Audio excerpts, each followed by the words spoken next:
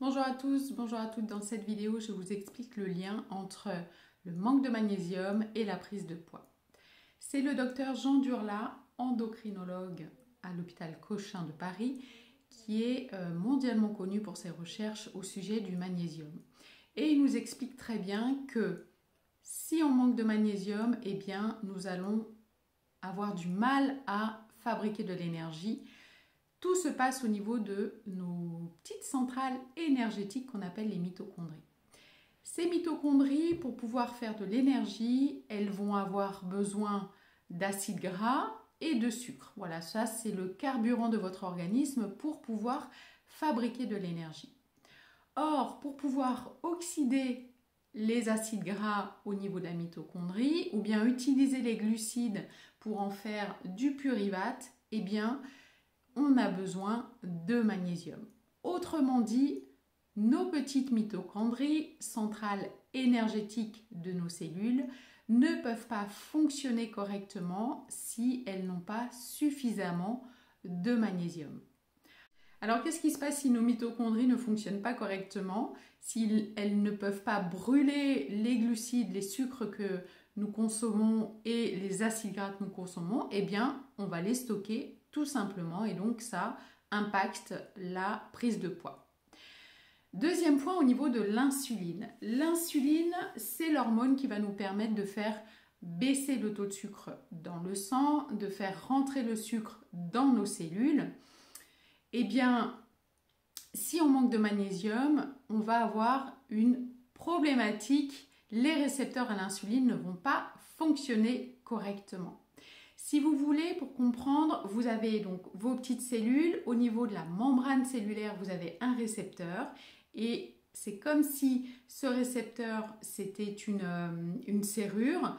Et puis, l'insuline, l'hormone, c'est la clé. Pour faire que votre clé rentre correctement dans la serrure et que vous puissiez tourner la clé, eh bien, on a besoin de magnésium. Parce que pour que votre récepteur fonctionne correctement, on a besoin d'ajouter du phosphore et cette phosphorylation est magnésium dépendante.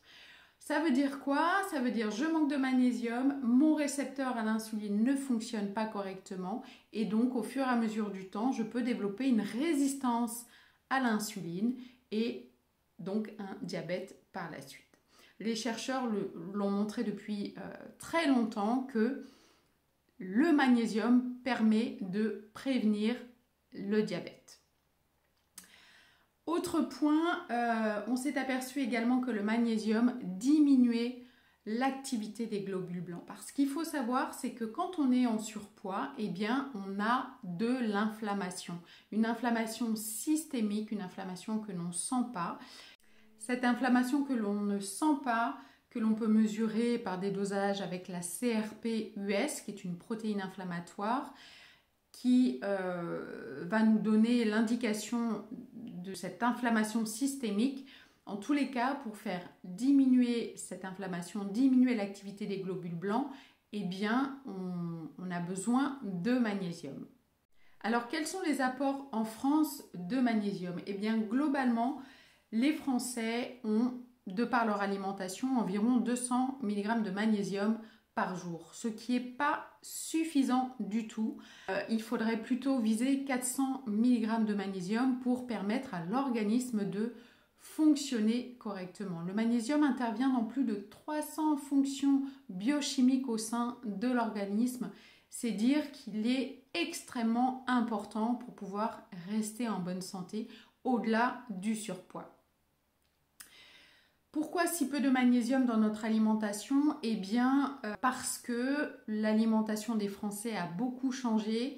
On a délaissé les légumes secs, une alimentation plutôt végétale. Donc, la solution pour pouvoir avoir ces 400 mg de magnésium par jour, eh bien, ça va être d'avoir une alimentation riche en végétaux, beaucoup de légumes, de consommer de manière régulière tout ce qui est légumes secs, les lentilles, les pois chiches, les haricots rouges, les haricots blancs, et surtout de consommer des céréales complètes ou semi-complètes. Et à côté de ça, je vous invite à vous supplémenter en magnésium, mais du magnésium qui va permettre de rentrer dans la cellule, donc du bisglycinate de magnésium, un malate ou un citrate de magnésium. Le fait de rajouter du magnésium dans votre alimentation, par une bonne alimentation, par une supplémentation, vous serez également moins fatigué, vous serez moins stressé, parce que le stress forcément va faire que vous allez consommer d'autant plus votre magnésium et donc vous aurez moins tendance à combler cette fatigue par de la nourriture, parce qu'il faut savoir également que les personnes qui sont fatiguées vont avoir tendance à manger plus de calories, 400 calories en moyenne. Donc c'est extrêmement important de pouvoir avoir cet apport suffisant en magnésium pour permettre à l'organisme de fonctionner correctement, pour vous sentir moins fatigué, moins stressé et donc du coup de limiter vos apports alimentaires. Voilà, j'espère que cette vidéo vous aura apporté une petite valeur ajoutée pour votre bien-être au quotidien.